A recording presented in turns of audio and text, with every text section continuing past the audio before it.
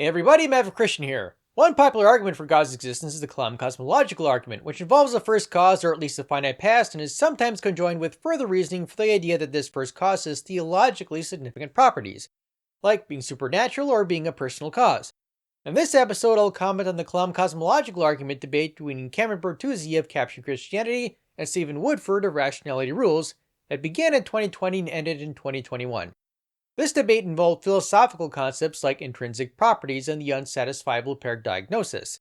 I'll be explaining those concepts to help comment on Capturing Christianity's arguments and responses from Rationality Rules.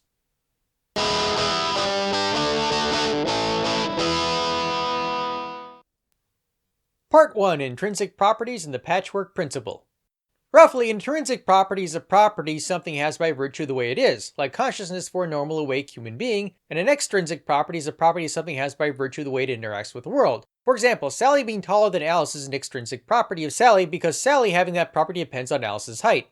Another example of an extrinsic property is one's true belief of what the external world is like what color the sky is. To illustrate further, having an unjustified belief can be an intrinsic property if you believe the belief for no reason, and the capacity to receive information, that is, being such that one would receive information if there were a suitable information transmitter, can be an intrinsic property, but one's true belief of what the external world is like would be an extrinsic property, since that would obviously depend on what the external world is like. Intrinsic properties are important for certain arguments against an infinite past, some of which involve the patchwork principle or some variety thereof. To help explain the patchwork principle, I'll introduce some philosophy lingo. Spatiotemporal refers to involving both space and time. For example, spatiotemporal segment refers to a segment of space and time. A possible world is a complete description of the way the world is or could have been like. Metaphysically possible means holding true in some possible world. For example, many, including myself, believe that different physical laws are metaphysically possible, hence science's need for empirical investigation.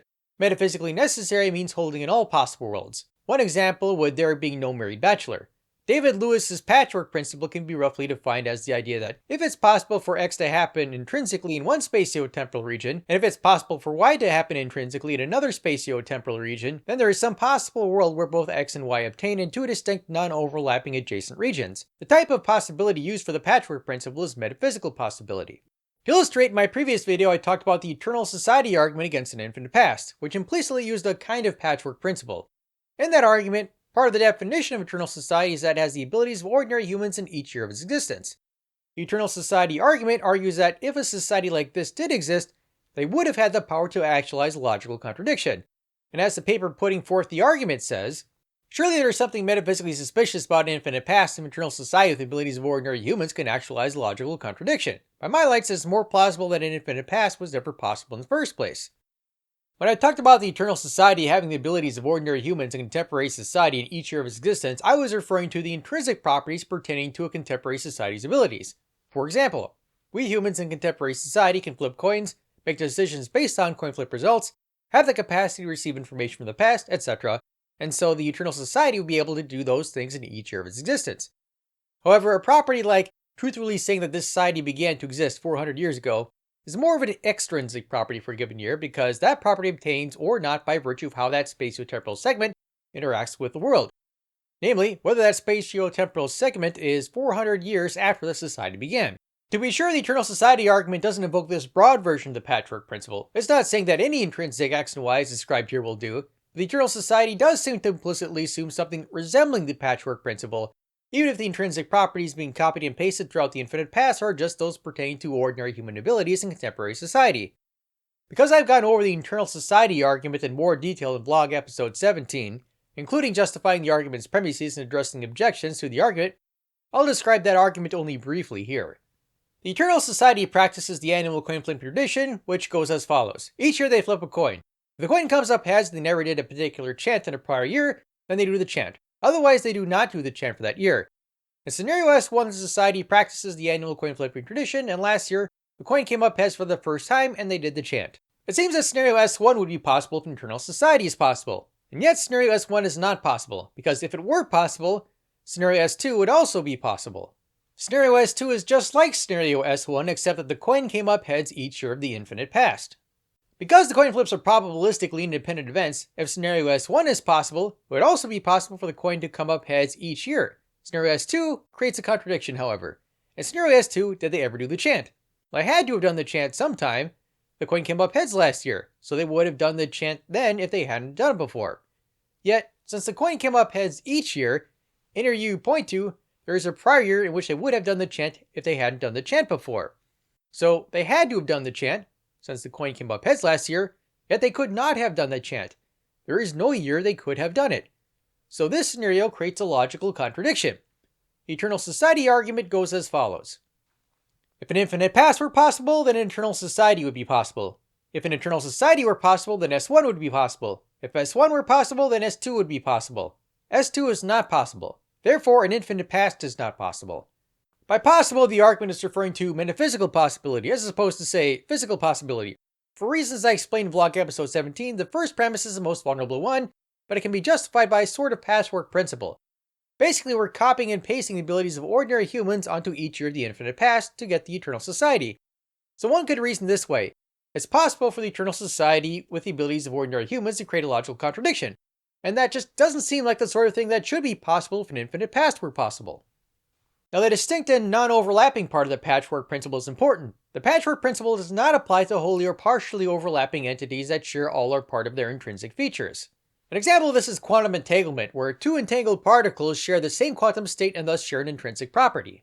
To illustrate, suppose we have two entangled electrons that fly apart from each other. Each electron has a property called spin that is either spin up or spin down when the spin is measured along a particular axis. These entangled electrons share the same quantum state, which in this case is roughly type of state that has something to do with their spin measurements, so that when the entangled electrons has a spin measured, it affects the quantum state that both electrons share. When the entangled electron pairs are measured on the same axis, they always have the opposite spin. The weird thing is that which spin measurement outcome will obtain isn't set in advance, so that when they're measured on the same axis, which one will be spin up and which one will be spin down isn't set until it is measured. Roughly, a spin measurement on one electron can influence the spin of the other. Because the spin measurement results are grounded in a shared quantum state of the two entangled electrons, in one sense the spin of an entangled electron is an extrinsic property because it relies on how it interacts with the rest of the world, since it relies on being measured. It also relies on the other entangled electron, which shares the same quantum state affecting what the spin of both electrons will be at the time of measurement. For more details, I recommend Chapter 3 of this book, Quantum Mechanics and Experience, which explains quantum non-locality. I have a question. Intelligent Atheist, what are you doing here? I came after waiting to be your main intellectual sparring partner in an animated series. Whatever happened to that? Yeah, that plan kind of, what's your question? I understand how, at least in the context of a system according to quantum mechanics, when you have two entangled electrons, the spin of an entangled electron is an intrinsic property, because its measured spin is the way it is by virtue of how it interacts with the world, thanks to another electron sharing the same quantum state and being affected by measurement. But why use such a relatively complicated example in the first place? That'll be clear in part 4 of this video. For now, let's shift our attention to another philosophical concept used in the 2021 debate between capturing Christianity and rationality rules called the unsatisfiable paradignosis. Part 2, the unsatisfiable paradignosis. To understand the unsatisfiable paradignosis, it helps to have an example. For that, behold the Grim Reaper paradox as explained by Bertuzzi in the 2021 Kalam Cosmological debate he had with Woodford. Fred has been condemned to death by an infinite number of Grim Reapers. Before I move on, and this is actually really crucial for this whole scenario, so let me just give 4 quick stipulations here. So in this scenario, 1, Fred is alive at the beginning. 2, Fred can only die through the motion of a Grim Reaper's scythe. 3, unless they are in the act of killing Fred, the Reapers aren't moving. And 4, once dead, Fred stays dead. Now, these stipulations might not seem important, they might seem a little tedious, but they are very important when you're thinking through objections, so just keep them in mind as you're doing that. Okay, so here is the scenario. Grim Reaper number 1 is set to kill Fred if he's still alive at 1 a.m. Grim Reaper number 2 is set to kill Fred if he's still alive at 12:30 a.m. Grim Reaper number 3 will kill Fred if he's still alive at 12:15 a.m. Grim Reaper number 4 will kill him at 12:07 and 30 seconds. Grim Reaper number 5 will kill him at 12:03 and 45 seconds, and so on and so on. An infinite number of Grim Reapers are set to kill Fred as the clock gets closer and closer to midnight. So this setup is super important. If it wasn't super clear, then just rewind the video, listen one more time. Okay, so now here's our question. Does Fred survive this process? The obvious answer, the most obvious answer is no. Fred does not survive an infinite number of Grim Reapers waiting to kill him. At some point past midnight, Fred will be killed by some Grim Reaper. After all, again, there are literally an infinite number on this scenario. There are an infinite number of Grim Reapers waiting to kill him. And here is where it gets really, really interesting. Which Grim Reaper killed Fred? The answer, paradoxically, is that no Grim Reaper killed Fred. For any Grim Reaper that we pick, there's already a prior Grim Reaper that would have already killed him. So for example, let's suppose that Grim Reaper number 1 killed Fred at 1 a.m. Well, on this scenario, that's actually impossible because Grim Reaper number 2 was set to kill Fred at 12:30 a.m. if he was still alive. This process can be repeated for any Grim Reaper. For any Grim Reaper that we select, there will always be another Grim Reaper that would have already killed him. And so it follows from this that no particular Grim Reaper killed Fred. So on this scenario, we know that Fred is dead, but we also know that Fred is not dead because it's impossible that any particular Grim Reaper killed him. Thus, we've arrived at an explicit contradiction. Fred is dead, and Fred is not dead. The Grim Reaper paradox is an example of something called a supertask, which roughly is something that has an infinite sequence of consecutive events done within a finite time span. In this case, the infinite sequence of events is having a Grim Reaper check on Fred. The Grim Reaper paradox is one of my favorite paradoxes, and inspired a number of other related paradoxes, including the Eternal Society paradox. By my lights, the Grim Reaper paradox suggests that time isn't infinitely divisible, among other things. At any rate, let's go back to discussing the unsatisfiable paradiagnosis, sometimes abbreviated as UPD. The unsatisfiable paradiagnosis is a term that philosopher Nicholas Shackle coined. Roughly, the idea is that the abstract structure of something like the Grim Reaper paradox is such that it produces a contradiction. Because the unsatisfiable paradiagnosis is pretty abstract, I'll use the Grim Reaper paradox as a garb for this sort of abstraction to make it more understandable. In a somewhat rough but more precise version of the UPD, we have this pair. There is a beginningless set, for example, a beginningless set of times for when a Grim Reaper checks on Fred, that we can label set S. For any member T of set S, for example an individual time T for a Grim Reaper checking on Fred, a certain condition holds in T, for example a Grim Reaper kills Fred at time T, if and only if that condition doesn't hold anywhere before T, for example if and only if no Grim Reaper killed Fred before T. The abstract structure of these two propositions is the unsatisfiable paradiagnosis, and it can be shown that this pair results in a contradiction, hence we have an unsatisfiable pair of propositions. They can't both be true. The unsatisfiable paradiagnosis isn't by itself enough to really do anything useful when it comes to attacking Grim Reaper-style arguments against an infinite past. After all, we already know that the Grim Reaper-style scenarios are self-contradictory and impossible. The claim of such arguments is that if an infinite past or infinite causal history were possible, this contradictory state of affairs would be possible. Simply pointing out that the contradictory state of affairs has an unsatisfiable pair of propositions doesn't by itself do anything to attack the argument. All it really does is agree with one of the premises of the valid argument in question. It's true, for example, that scenario S2 has an unsatisfiable pair of propositions, but so what? That's kind of the point of premise 4 here. One could say something like, the reason scenario S2 is impossible is not because an infinite past is impossible, but because scenario S2 instantiates the unsatisfiable paradiagnosis, and thus scenario S2 is self-contradictory. But ask yourself, which premise does this response attack? It doesn't really attack any specific premise. This objection implies that one of the first 3 premises is false, but doesn't tell us which one is false, nor does it address the justification given for thinking that these premises are true. Note, however, that this objection can give the illusion of a substantive rebuttal because it says something plausibly true. Scenario S2 is self-contradictory, but it's still not a substantive rebuttal largely because it doesn't attack any specific premise, nor does it address the justification for the premises being true. Incidentally, this is also how red herring objections can hoodwink the audience, where the red herring says something plausibly true and closely related to the subject at hand while still being irrelevant. I talk more about red herrings in vlog episode 8. To be clear, this objection isn't technically a red herring because it says something relevant, but this objection is similar to some red herrings in that it contains a plausibly true claim closely related to the topic at hand to potentially give it the illusion of a substantive rebuttal even though no substantive rebuttal exists here. When considering an objection against a logically valid argument, ask yourself, does the objection attack the truth or justification of any premise of the argument? If it doesn't, the objection in question might not be a substantive rebuttal. Part 3. Capturing Christianity's Arguments. One of Cameron Bertuzzi's arguments uses the Grim Messenger paradox, which comes in various forms, but here's how he describes it here.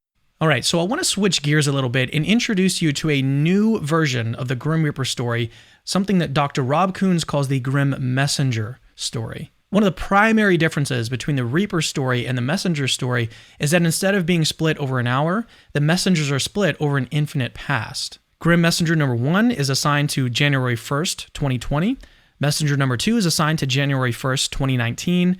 Messenger number 3 is assigned to January 1st, 2018, and so on, further and further into the past. So instead of killing people, these messengers are tasked basically with passing on a message that they received from their predecessor. They pass that message to their successor. Messenger number 3, for example, receives a message from number 4 and passes it to number 2. So here's the crucial setup for this story. If the message that they receive from their predecessor has no natural number written on it, then they'll go ahead and write their number. So messenger number 3, if it's blank, he'll write the number 3 on it. But on the other hand, if the message that they receive already has a number on it, then they do nothing. They don't write anything down. They just pass the message on to their successor. Again, understanding the setup is really important. So if it wasn't super clear, just pause the video, rewind it, and watch it one more time. Okay, so now our question is, does this message have a natural number written on it?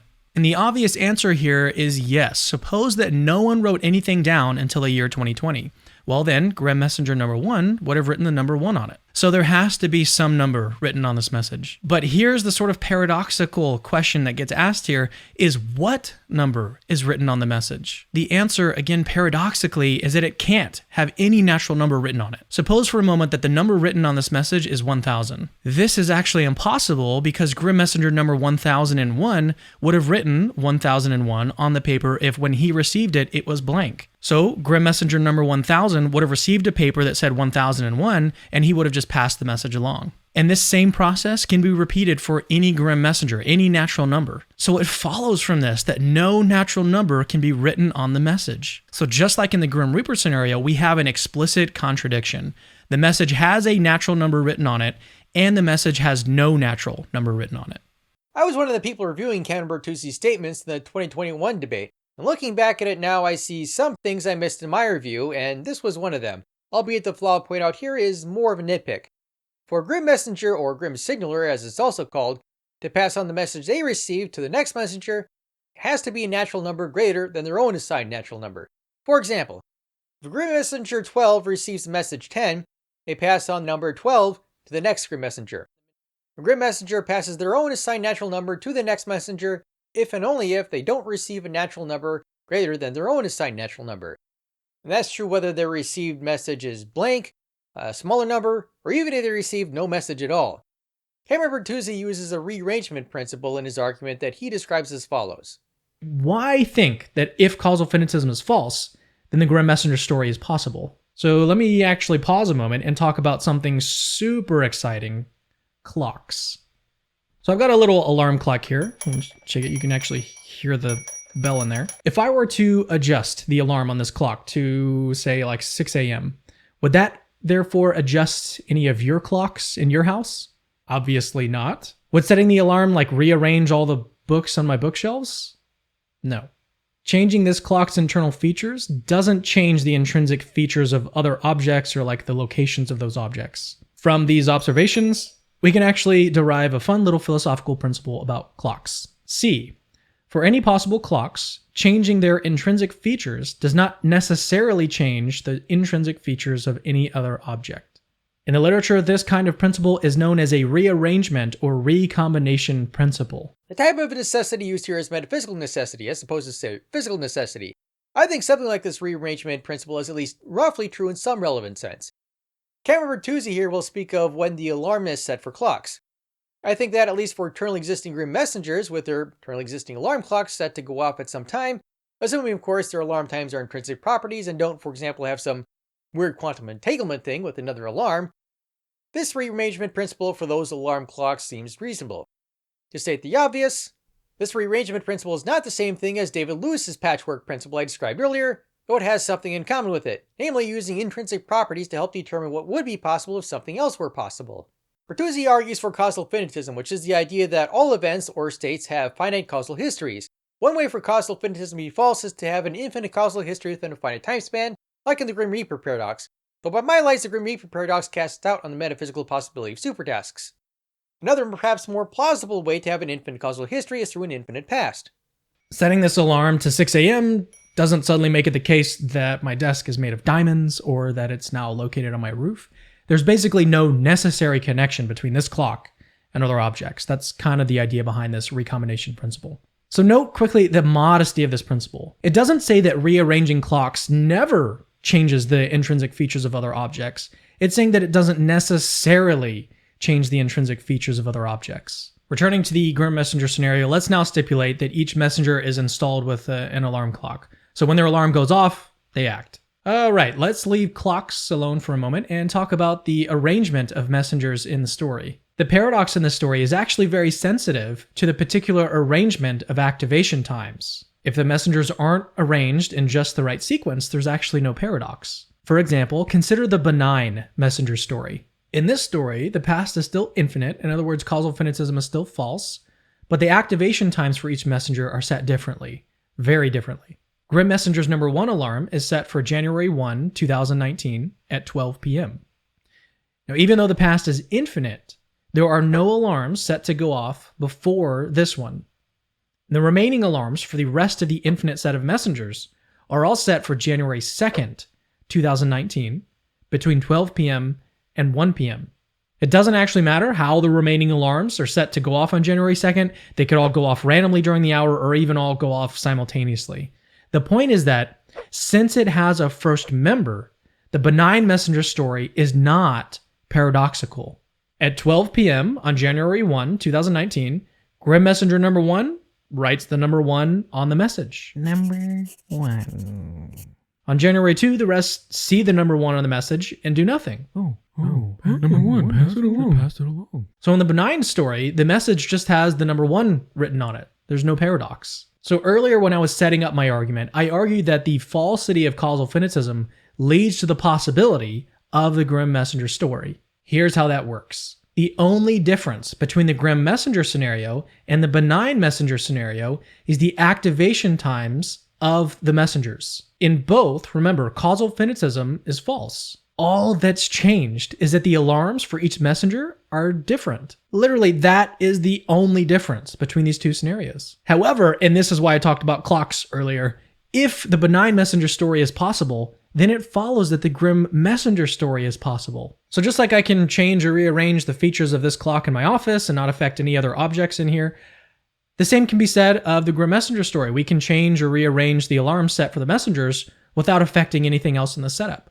If the benign messenger story is possible, then given what we know about clocks, the alarms can be changed or rearranged into the Grim Messenger story. So here's the way that the full argument runs. I'll do it in premise conclusion form, and then I'll defend each premise. 17. If causal finitism is false, then the benign messenger story is possible. So assessing the truth of a conditional premise like this can actually be kind of tricky. This premise is not actually claiming that the benign messenger story is possible. Rather, it's sort of asking if its possibility is implied by the falsity of causal finitism. And let's just think about that for a second. If causal finitism is false, then the past could be infinite. But if the past could be infinite, then it certainly seems possible that the benign messenger story could arise. Remember, the benign scenario, at least by itself, is not paradoxical. So it certainly seems that if causal finitism is false, then the benign messenger story is possible, or at least it's implied by the falsity of causal finitism. Another way that this premise is supported is by the intuition that's sort of behind our rearrangement principle C. Assuming that the past is infinite, the alarms can be set to the particular arrangement specified by the benign messenger story without changing or affecting anything else. Given all of this, it certainly seems plausible that the falsity of causal finitism at least implies the logical possibility of the benign messenger story. Premise 18, if the benign messenger story is possible, then the Grim Messenger scenario is possible. Remember, the only difference between these two scenarios is the particular arrangement of activation times. However, it follows from our rearrangement principle C that if the activation times can be set to the particular arrangement in the benign messenger story, they can be changed or rearranged into the Grim Messenger story. So, premise 18 is true. Premise 19, the Grim Messenger scenario is impossible. And again, the truth of this premise comes from Unsatisfiable pair. And the conclusion follows, causal finitism is true. In case it isn't obvious, the type of possibility these sorts of arguments use is metaphysical possibility. The idea behind this argument is somewhat similar to the eternal society argument against an infinite past. Recall that scenario S1 isn't directly contradictory, but the scenario does imply the possibility of scenario S2, which does contain a more direct self-contradiction. Similarly, the benign messenger scenario seems to imply the possibility of the Grim Messenger scenario, since all that's changed is when the alarm clocks go off.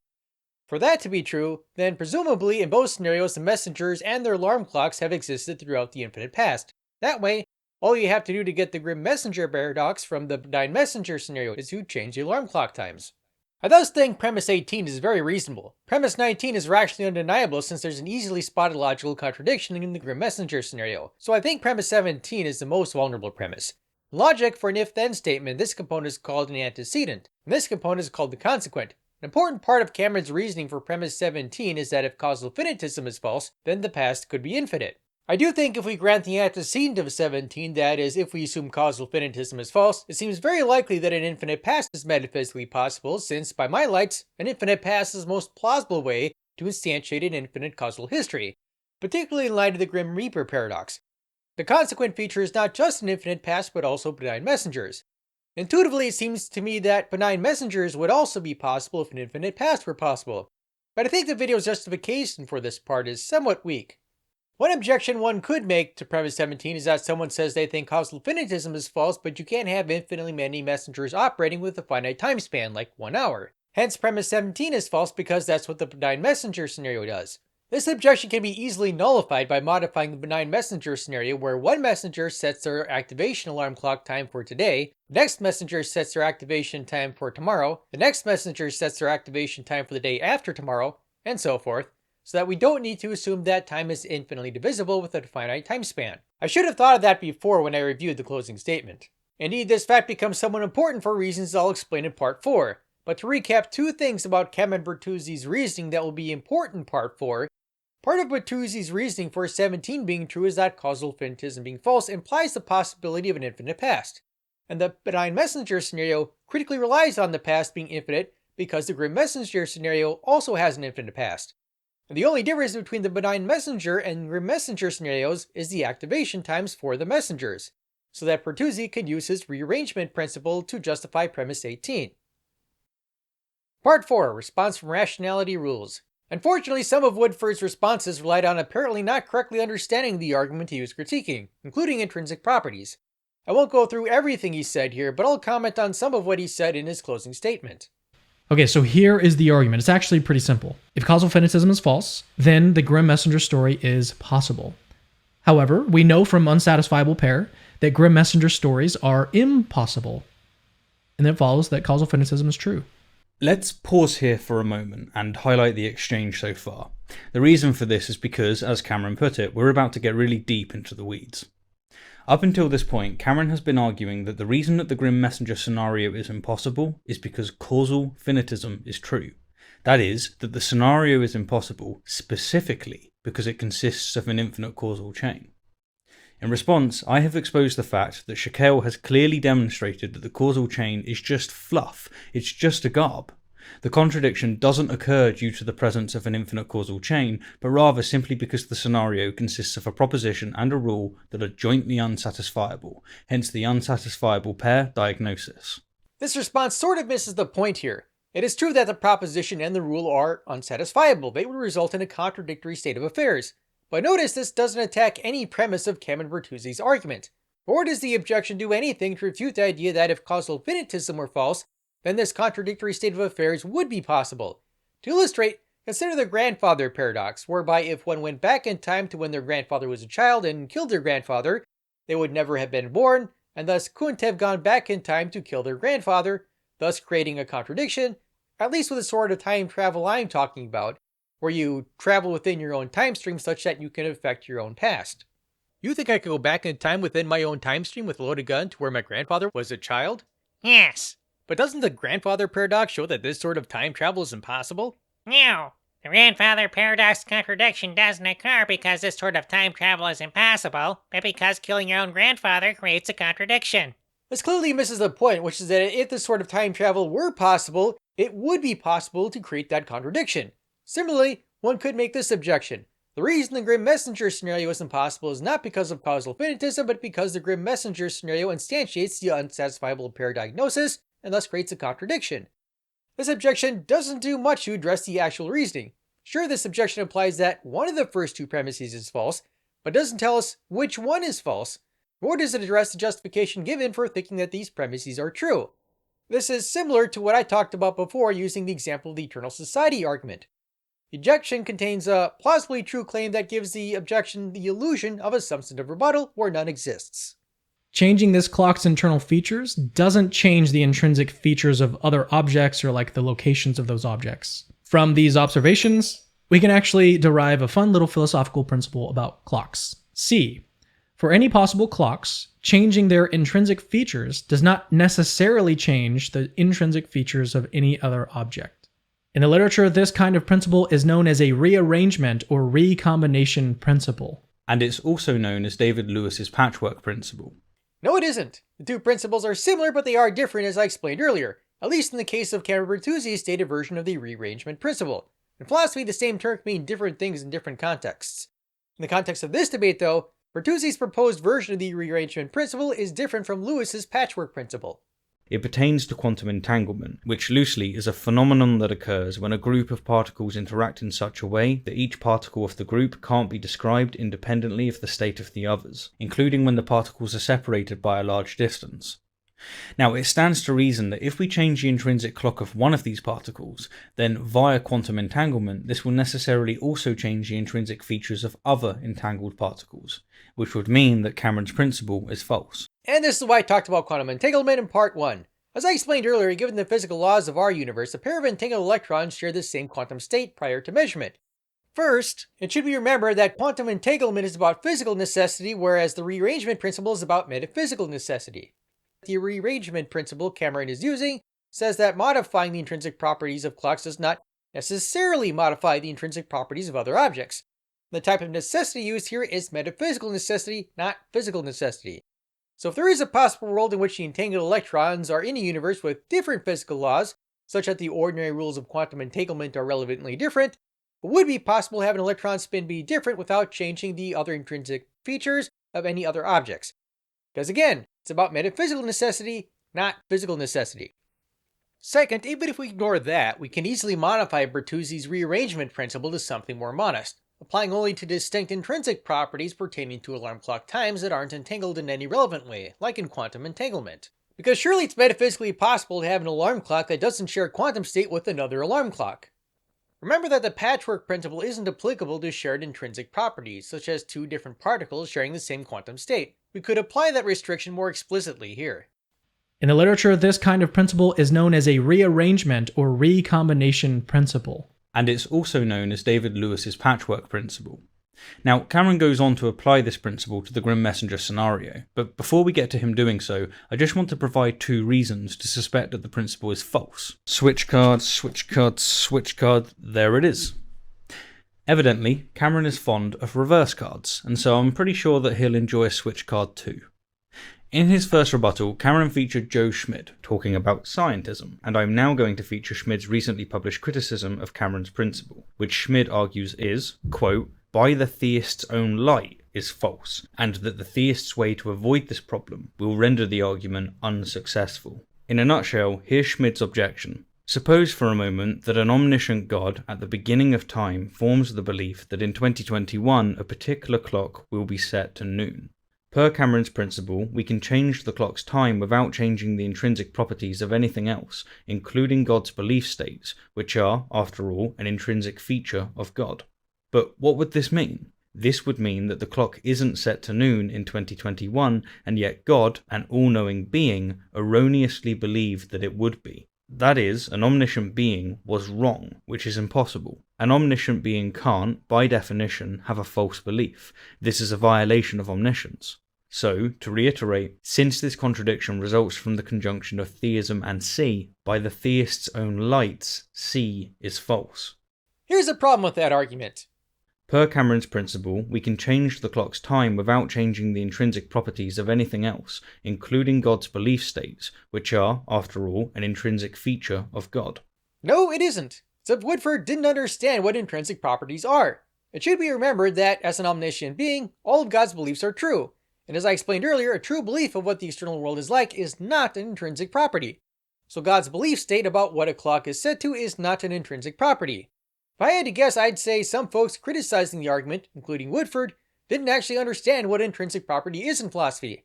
That said, I think we should cut Woodford some slack here, though, because Cameron Bertuzzi didn't define what he meant by intrinsic property.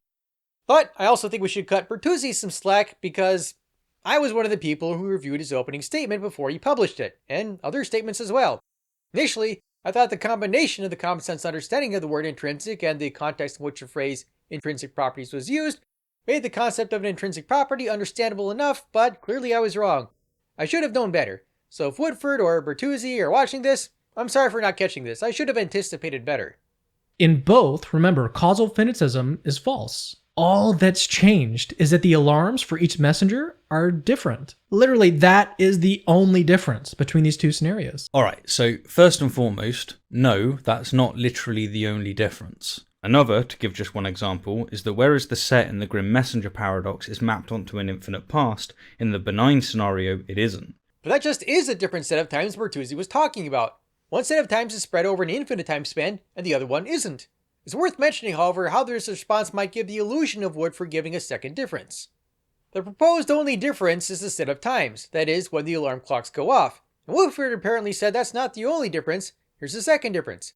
The Grim Messengers have their set of times mapped over an infinite past, instead of confining their activation times within a finite time span. But this second difference is just a property of the original proposed only difference. Because this property is only one aspect of the proposed only difference, it's not technically the same thing as the proposed only difference. And so that helps create the illusion of finding a second difference when no second difference is really being described. Per his principle, we can change the intrinsic activation times of each member of the benign scenario as to get the Grim Messenger paradox. This is his 18th premise. But since we know that the Grim Messenger scenario is impossible due to the unsatisfiable pair, it follows that the benign scenario is also impossible, since, Cameron argues, the only difference between the two scenarios is the intrinsic features of the members. And here's the crucial step. Since we assumed causal finitism to be false in the benign scenario, we now know that it's impossible for causal finitism to be false, and hence we know that causal finitism is true, as Cameron expressed in his 17th premise. So earlier, I gave two compelling reasons to reject the soundness of premise 18, that being Schmidt's fallible omniscience scenario and Fodor's quantum entanglement objection. But remember, I'm currently assuming that the principle is true, and so let's tentatively grant premise 18. Instead, let's focus on premise 17. Where in the benign scenario is causal finitism assumed to be false? Well, let's ask Cameron. In both, remember, causal finitism is false. So, according to Cameron, causal finitism is assumed in the benign scenario by virtue of it featuring an infinite past. Incidentally, we'd also need causal finitism to be false if the benign messengers could be spread out randomly between noon and 1 p.m., assuming all times in that range are possible, probabilistically independent, and so forth, because in that case, you could have a Grim Reaper-style structure with one messenger at 1 p.m., another at 12:30, another messenger at 12:15, and so forth, thereby constituting an infinite causal history of passing along messages. Causal finitism is assumed in the benign scenario by virtue of it featuring an infinite past. But notice that this assumption plays no role in the scenario. That is, the set is not mapped onto the infinite past, and so it's just fluff, a fart in the wind. It's not relevant to the scenario, it's assumed for no functional purpose whatsoever. Is it true that the infinite past serves no functional purpose whatsoever? Of course not. Stephen Woodford didn't correctly understand the argument he was critiquing. Remember that the only difference between the benign messenger scenario and the Grim Messenger scenario is supposed to be the activation times. For that to be the case, the benign messenger scenario has to have an infinite past because the Grim Messenger scenario does. If the benign messenger scenario didn't have an infinite past like the Grim Messenger scenario did, it would not be the case that the only difference between the two scenarios is the activation times. The reason the activation times are made to be the only difference is so that Cameron Bertuzzi could apply his rearrangement principle. Let's assume that God exists in this scenario. Now, by Cameron's principle, we can change the intrinsic features of the members as to construct the Grim Messenger paradox, and so, by Cameron's own lights, we have now demonstrated that it's impossible for God to exist. That doesn't make any sense. Stephen Woodford just didn't understand Cameron Bertuzzi's actual reasoning. Remember Bertuzzi's actual reasoning. The move from the benign messenger scenario to the Grim Messenger scenario was based on the rearrangement principle, such that the only difference between the two scenarios is the activation times, hence the necessity of an infinite past. If you replaced an infinite past with God, you couldn't get the Grim Messenger paradox by just changing the activation times, so Bertuzzi's actual reasoning wouldn't apply there. But what if you added God's existence to the benign messenger scenario but kept everything else the same so that it still had an infinite past and replaced causal finitism with God possibly existing in premise 17? That way we could still use Cameron Bertuzzi's rearrangement principle for premise 18 like Woodford wanted and get a logically valid argument, concluding that it's impossible for God to exist. Right, but that would require modifying premise 17. And the question is whether Cameron Bertuzzi's own reasoning would lead to concluding that it's impossible for God to exist. So ask yourself, would Cameron Bertuzzi's reasoning for the original premise 17 applied for this modified premise 17? Let's see. His reasoning for premise 17 being true involved the antecedent saying causal finitism is false, which implies the possibility of an infinite past that the benign messenger scenario requires. And as for applying that to the modified premise 17, the antecedent has God's existence is possible instead of causal finitism is false. So Bertuzzi's reasoning for causal finitism is false, implying the possibility of an infinite past wouldn't apply here. Right, and a theist who accepts causal finitism would easily reject the modified premise 17 since God's existence obviously doesn't apply an infinite past being possible the way causal finitism being false does. Again, an important part of Bertuzzi's reasoning for 17 being true is that causal finitism being false implies the possibility of an infinite past. That reasoning obviously won't apply when the antecedent no longer contains the claim that causal finitism is false. Another way to make this point is to simply change the infinite past to the finite past. Per Cameron's principle, we've just proven that the past isn't finite. Again, it's as if Woodford didn't understand the argument he was critiquing. You can't replace an infinite past with a finite past and still be able to get the Grim Messenger scenario by just changing the activation times, because the Grim Messenger scenario requires an infinite past. So if you replace an infinite past with a finite past, Cameron Bertuzzi's reasoning would not apply, because Cameron Bertuzzi's reasoning critically relied on the past being infinite in the benign messenger scenario. But couldn't you modify the Grim Messenger scenario to have an infinite causal history with a finite time span, like the Grim Reaper paradox? Quite right, and I think that's where you can steel man the argument. But first note that while modifying the Grim Messenger scenario to have an infinite causal history within a finite time span would also be something that violates causal finitism, that's basically what the Grim Reaper scenario was about. And Woodford said this in his opening statement in response to Bertuzzi's argument involving the Grim Reaper paradox. Or to put it another way, the paradox requires us to select an arbitrary beginning and end of a segment of time, such as 12 AM and 1 AM, and then to divide this segment an infinite number of times to produce the contradiction. If we don't select a beginning, that is, if we assume that the universe has an infinite past, then no contradiction is produced. This is to say that Cameron needs to produce the contradiction in reference to an infinite past, as opposed to producing a contradiction in reference to a finite past. So it made sense to set up the Grim Messenger scenario to create a contradiction with an infinite past. That said, let's consider this steel man version of the objection. I think Cameron Bertuzzi made a mistake here, rather I did because I was one of the reviewers, and I should have thought about this before.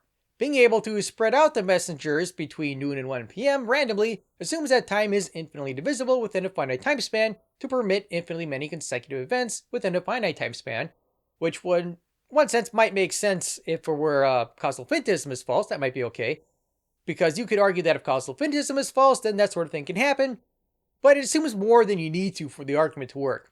Regardless, suppose the benign messenger scenario contains the implicit assumption that time is infinitely divisible for supertasks to occur. What could make this objection?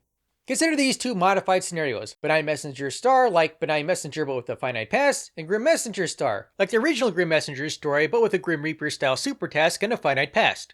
All that's changed in these two scenarios is a finite past and the activation times, which incidentally requires time to be infinitely divisible for supertasks. One could thus produce this parity argument. If a finite past is possible, then the benign messenger star scenario is possible. If the benign messenger star scenario is possible, then the grim messenger star scenario is possible. The Grim Messenger star scenario is impossible. Conclusion: a finite past is not possible. One big problem with the parity argument is that it doesn't attack any premise of the original argument. Moreover, just because you can change the original premises to different premises that lead to a different and false conclusion, it won't necessarily show that the original premises are false. It might be that the different premises are false, but the original premises are true. With that said, one can still ask why it is that the parity argument doesn't work if the original one does. Well, one obvious reason is that you need more than a finite past for something like the benign messenger star scenario to be possible. You also need time to be infinitely divisible for a supertask to occur. Maybe that could happen if causal finitism is false, but people who embrace causal finitism and look at the Grim Reaper paradox might very well reject that assumption for obvious reasons. Hence, they disagree with premise 17 star since causal finitism is true and supertasks are impossible. That objection obviously doesn't apply to the original premise 17, because the antecedent of 17 says that causal finitism is false. Moreover, we can kind of obviate this parity approach by modifying the benign messenger scenario in the way described in part 3. One messenger sets her activation time for today, the next messenger sets her activation time for tomorrow, and so forth, so that we don't need to assume that time is infinitely divisible within a finite time span for a benign messenger scenario to occur. That way, assuming the relevant clock rearrangement principle holds, this modified messenger scenario would still imply the possibility of the grim messenger scenario, in part because the benign messenger scenario still has an infinite past. Note, as before, the only difference between this modified benign messenger scenario and the grim messenger scenario is the activation times. Part 5. Conclusion. The Grim Reaper paradox involves a beginningless infinite sequence of Grim Reapers checking on Fred, where each Grim Reaper kills Fred if and only if no prior Grim Reaper killed Fred. This paradox results in a contradiction, and the general abstract structure of the Grim Reaper paradox shown here is called the Unsatisfiable Pair Diagnosis, or UPD. It can be shown that these two propositions are unsatisfiable, since satisfying both of them leads to a logical contradiction. By itself, the UPD isn't enough to do anything useful in attacking Grim Reaper-style arguments against an infinite past like the Eternal Society argument, since all that would do is just agree with one of the premises. It wouldn't attack any specific premise, nor would it address justification for thinking the premises are true. Roughly, an intrinsic property is a property something has by virtue of the way it is, like consciousness for a normal awake human being, and an extrinsic property is a property something has by virtue of the way it interacts with the world, such as one's true belief about what the external world is like. Some arguments against infinite past utilize the notion of intrinsic properties, such as the Eternal Society argument, which the Eternal Society is basically comprised of copying and pasting intrinsic abilities pertaining to ordinary humans in contemporary society onto each or the infinite past. Another example is Cameron Bertuzzi's Grim Messenger argument, in which the alarm clock times for each messenger were intrinsic properties. The Grim Messenger scenario involved a beginningless infinite sequence of passing messages spread throughout an infinite past, where each messenger passes on their own assigned natural number to the next messenger, if and only if they don't receive a natural number greater than their own assigned natural number. The benign messenger scenario does not have a direct contradiction, and the only difference between the benign messenger and grim messenger scenarios is the alarm clock activation times of the messengers. Part of Bertuzzi's reasoning for premise 17 being true is that causal finitism being false implies the possibility of an infinite past, and the benign messenger scenario critically relies on the past being infinite because the grim messenger scenario also has an infinite past, and the only difference between the benign messenger and the grim messenger scenarios is supposed to be the activation times for the messengers, so that Bertuzzi can use his rearrangement principle to justify premise 18. Some of Stephen Woodford's objections apparently relied on not correctly understanding the argument he was critiquing, but he's hardly the first person to do this sort of thing. What I've seen happen over and over again are people making objections against an argument that rely on not having correctly understood that argument. This is understandable when people don't have sufficient training in analytic philosophy, and the argument in question is one in the domain of analytic philosophy. For example, it seems that some people just didn't understand what an intrinsic property is. To be fair, I think we can cut people like Stephen Woodford some slack here because Cameron Bertuzzi did not clearly explain what an intrinsic property was, but we can cut Bertuzzi some slack here because as one of the people reviewing the videos in question, I should have caught this. So please blame me and not Stephen Woodford. For those of you who saw my September 2021 debate with James Fodor on the evolutionary argument against naturalism, and wondered why I took so much time defining my terms, it's because of stuff like this where people make objections that rely on not correctly understanding the argument. For people who aren't savvy in analytic philosophy, it often helps to define the relevant terms, which, incidentally, is often applicable to other discussions as well. Well, that about wrap it up. This is Maverick Christian inviting you to go in peace, serve the Lord, and love logic. Thanks for watching. If you liked the video, hit the like button. If you want to see more videos, hit subscribe and ring the bell.